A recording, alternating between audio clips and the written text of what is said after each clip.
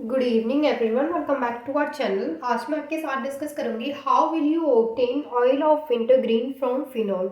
ये जो क्वेश्चन है वो एग्जाम में ऐसे ही पूछा जाता है कि आप ऑयल ऑफ विंटरग्रीन को फिनॉल की हेल्प से किस तरीके से प्रिपेयर कर सकते हैं। तो यहाँ पे क्या होता है, देखिए, जब भी हम फिनॉल की हेल्प से यहाँ पे ऑयल ऑफ विंटरग्रीन को प्रिपेयर करते हैं तो उसमें क्या होता है कि पहले फिनॉल से हमें सैलिसिलिक एसिड को प्रिपेयर करना होता है। अभी सैलिसिलिक एसिड को कैसे प्रिपेयर करते हैं ये मैंने आपको लास्ट वीडियो में बताया था। यानी लास्ट वीडियो में जो मेरा टॉपिक था वो था कि एस्पिरिन को आप किस तरीके से फिनॉल की हेल्प से प्रिपेयर कर सकते हैं। तो एस्पिरिन में हमने सबसे पहले फिनॉल की हेल्प से सैलिसिलिक एसिड को प्रिपेयर किया था। तो पूरा प्रोसेस वो वहाँ तक एज इट इज़ रहेगा कि सबसे पहले आपको फिनॉल से सैलिसिलिक एसिड को प्रिपेयर करना है। जैसे मैं यहाँ पे लिखूँ, सबसे पहले ये है मेरे पास फिनॉल।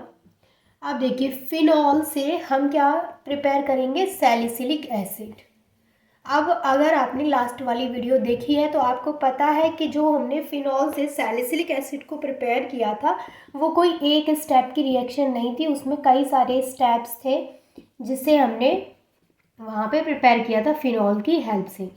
तो सैलिसिलिक एसिड प्रिपेयर होने के बाद ही हम आगे के स्टेप्स को फॉलो करके यहाँ पे ऑयल ऑफ विंटरग्रीन को प्रिपेयर कर सकते हैं with the help of phenol. अब देखिए, अगर मैं चाहूँ तो यहाँ पे सैलिसिलिक एसिड को ऐसे ही छोड़ के आपको बोल सकती हूँ कि आप पिछली वाली वीडियो देख लीजिए, वहाँ पे मैंने सैलिसिलिक एसिड को प्रिपेयर करना बताया है। लेकिन फिर फ़ायदा क्या, ऑयल ऑफ विंटरग्रीन का मुझे पूरा इसी में बताना है, तो मैं आपको पूरा डिटेल में फिर से बताऊंगी कि आप फिनॉल से सैलिसिलिक एसिड को किस तरीके से प्रिपेयर कर सकते हैं। और उसके बाद आपको बताऊंगी कि आप किस तरीके से ऑयल ऑफ विंटरग्रीन या फिर मिथाइल सैलिसिलेट को प्रिपेयर करेंगे। ठीक है, तो सबसे पहले हमारे पास है फिनॉल। फिनॉल से अगर हमें सैलिसिलिक एसिड बनाना है तो सबसे पहले हम फिनॉल की रिएक्शन कराएंगे सोडियम हाइड्रोक्साइड के साथ। जब फिनॉल की रिएक्शन सोडियम हाइड्रोक्साइड के साथ में होगी तो यहाँ से क्या होगा, वाटर का मॉलिक्यूल बाहर निकलेगा।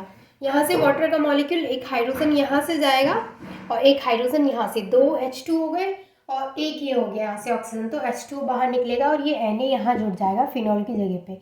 तो क्या आप बता सकते हैं कि ये जो मिला है इसका क्या नाम है, इसका नाम है सोडियम फिनॉक्साइड। तो यहाँ पे हमें मिलेगा सोडियम फिनॉक्साइड।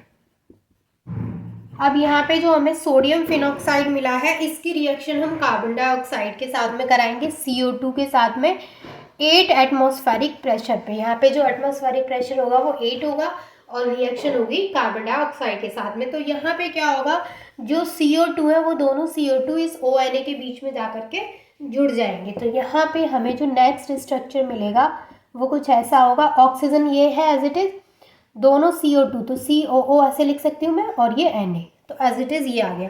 अब ये जो हमें मिला है इसका नाम होता है sodium phenyl carbonate. Sodium phenyl carbonate. अब देखिए, सोडियम फिनाइल कार्बोनेट में हम इंट्रामोलिक्यूलर रीअरेंजमेंट कराते हैं, यानी इसी मॉलिक्यूल के अंदर क्या कराएंगे, रीअरेंजमेंट कराएंगे। तो इसको बोलते हैं इंट्रा मॉलिक्यूलर रीअरेंजमेंट। ठीक है, इंट्रामोलिक्यूलर रीअरेंजमेंट जब यहाँ पे होगा तो क्या होगा, देखिए इस वाली पोजीशन पे भी तो हाइड्रोजन होगा, यहाँ का जो हाइड्रोजन है वो यहाँ चला जाएगा और ये जो COONA है वो इस पोजीशन पे आ जाएगा। तो यहाँ पे हमें स्ट्रक्चर मिलेगा कुछ ऐसा, ये हो जाएगा OH और यहाँ हो जाएगा COONA। ये जो हमें मिला है इसको बोलते हैं हम सोडियम सैलिसिलेट। Sodium salicylate.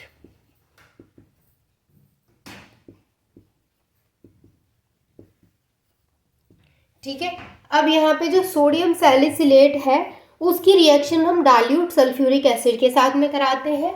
तो जब इसकी रिएक्शन डाइल्यूट सल्फ्यूरिक एसिड के साथ में होगी H2SO4, जो कि कैसा होगा, डाइल्यूट, तो यहाँ पे हमें सैलिसिलिक एसिड मिलेगा। यानी यहाँ पे जो COONA है, यहाँ पे COONA की जगह पे क्या आ जाएगा, COOH। इसका मतलब है कि यहाँ से Na हट जाएगा। जब ये डाइल्यूट एसिड के सल्फ्यूरिक एसिड के साथ में रिएक्ट करेगा तो यहाँ से जो Na है वो हट जाएगा और उसकी जगह पे लग जाएगा हाइड्रोजन। तो ये OH एज इट इज़, यहाँ पे COOH, ये हो गया सैलिसिलिक एसिड। देखिए ये पूरा प्रोसेस मैंने आपको प्रीवियस वीडियो में बताया था, जिसमें कि मैंने आपको बताया था कि आप फिनॉल की हेल्प से एस्पिरिन को किस तरीके से प्रिपेयर कर सकते हैं। वहाँ मैंने आपको ये पूरा प्रोसेस बताया था। तो यहाँ तक का प्रोसेस सेम था। अगर मैं चाहती तो स्किप भी कर सकती थी, बट कोई दिक्कत नहीं है। अगर आपने वो वाली वीडियो देखी तो बहुत अच्छी बात है, नहीं भी देखी है तो भी कोई दिक्कत नहीं, मैंने यहाँ पे बता दिया है। और देखी है तो आपका रिवीजन हो गया, है ना। चलिए यहाँ पे सैलिसिलिक एसिड का फॉर्मेशन हो गया। अब सैलिसिलिक एसिड के बाद जो नेक्स्ट स्टेप होता है, देखिए यहाँ तक तो सारी चीज़ें एस्पिरिन की और ऑयल ऑफ विंटरग्रीन की सेम रही हैं। यहाँ के बाद अगर हमें एस्पिरिन प्रिपेयर करना है तो हम अलग रिएजेंट के साथ रिएक्ट करा देंगे। जैसे हमने रिएक्ट कराया था CH3COCl के साथ में। अगर यहाँ से हमें ऑयल ऑफ विंटरग्रीन बनाना है तो हम CH3OH यानी मिथाइल अल्कोहल के साथ में रिएक्ट करा देंगे एंड वहाँ पे कंसनट्रेटेड सल्फ्यूरिक एसिड यूज़ करेंगे। तो यहाँ पे methyl alcohol and concentrated sulphuric acid के साथ में जब हम इसको रिएक्ट कराते हैं तो यहाँ से वाटर एलिमिनेट होगा, यानी कि यहाँ पे क्या होगा, वाटर का मॉलिक्यूल बाहर निकलेगा। और इसके अलावा यहाँ पे होगा ये OH एज इट इज़ रहेगा, और यहाँ पे जो है COOH इसकी जगह पे मिलेगा हमें COO, तो एज इट इज़ रहेगा, H की जगह पे होगा CH3, यानी यहाँ से हाइड्रोजन हट जाएगा, वाटर बन के निकलेगा और ये मिलेगा हमें COOCH3। इसको हम बोलते हैं मिथाइल सैलिसिलेट। एक और नाम से हम इसको जानते हैं, क्या नाम आपके सामने लिखा है, ऑयल ऑफ विंटरग्रीन।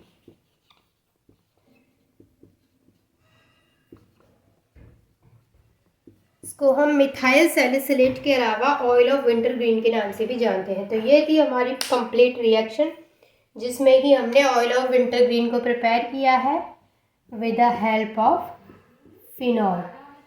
तो आई होप कि आपको ये जो रिएक्शन है वो अच्छे से क्लियर हो गई होगी। इसमें कई सारे स्टेप्स हैं, तो थोड़ा सा आपको याद करना पड़ेगा भाई, क्योंकि एकदम से याद नहीं होगी, क्योंकि एक स्टेप होता है तो हम सोचते हैं याद हो जाएगी, बट कई सारे स्टेप्स होते हैं तो थोड़ा टाइम लगता है चीज़ों को याद रखने में, ठीक है। तो I hope this is clear to all of you. If you have any doubt, then you can ask me. I am here to solve your all doubts, and thank you so much for watching this video.